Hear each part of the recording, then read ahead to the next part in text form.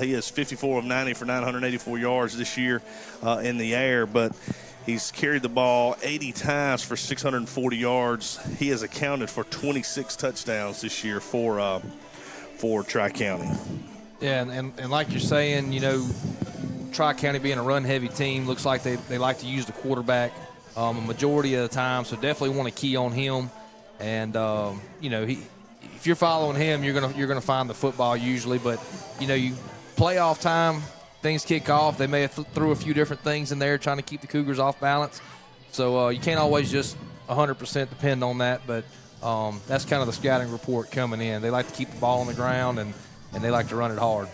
And some of these numbers, kind of like Columbia Academy's numbers, looks like they've had some lopsided wins. So not sure how much football some of these players have played in the second half.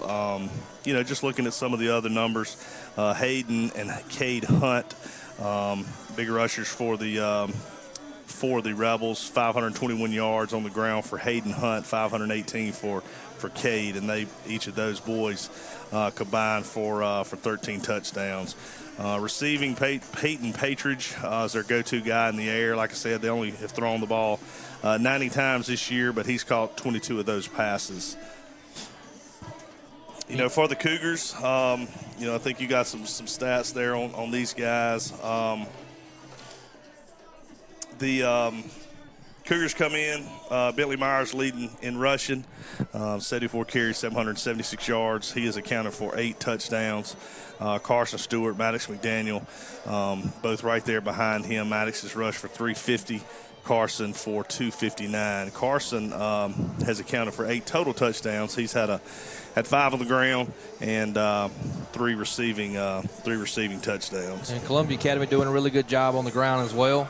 Another big thing going up in the air, Columbia Academy, the big target for us, Trent Buckley, 29 completions, 607 yards, 8 touchdowns. We're also going to be looking for the other Buckley, Logan Buckley. Has a few receptions, 3 touchdowns in the air. So you definitely want to, if you're Tri-County, they're going to be keying on those guys, especially whenever the quarterback drops back to put the ball in the air. Speaking of quarterback, Noah Fortenberry's done an outstanding job for us this year.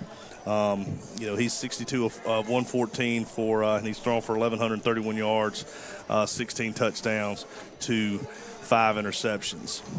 Defensively for the Cougars, the captain, middle linebacker Carson Daniels, big player in the middle of our defense.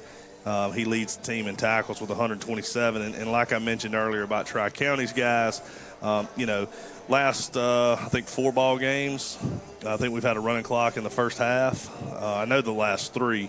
So you had an opportunity to rest some of these starters second half, but there was opportunity for those guys to, to pad the stats a little bit, but, got to play it safe and keep those guys out so they don't get injured. So there's no telling how many tackles Carson would have if he played 4 quarters every night. But looking forward to a good matchup here tonight. I think it's going to be a really good football game. We're about 10 minutes out from kickoff. Yeah, and talking about Tri-County, both teams have come out to do warm-ups. Tri-County looks very athletic, good-sized players. A lot of numbers, too. Got a lot of kids dressed out. Yeah. But, hey, man, it's playoff time. Anything could happen. Tri-County definitely, I would say, the favorite. But I got faith in those Columbia Academy Cougars. I know they've done a really good job preparing over the last couple of weeks for this matchup. That's the good thing about coming in, playing them this week instead of having to face them next week. You've had 2 weeks to prepare for this game. Right. And I think that's a big deal for Columbia Academy and the coaching staff. I know they've worked really hard over the last couple of weeks getting a game plan together for this matchup. And, and not an unfamiliar opponent. And we played them last year.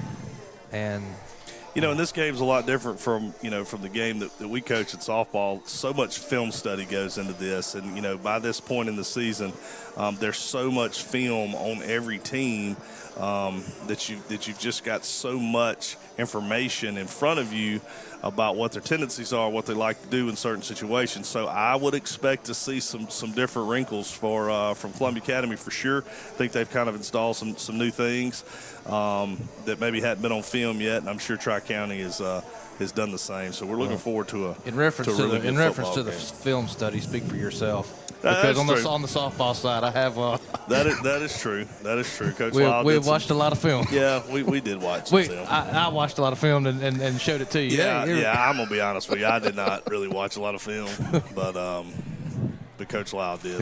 Looks like we got some of our got a little fireworks going. Yes, sir. Some of our CA fans coming out here to form a little.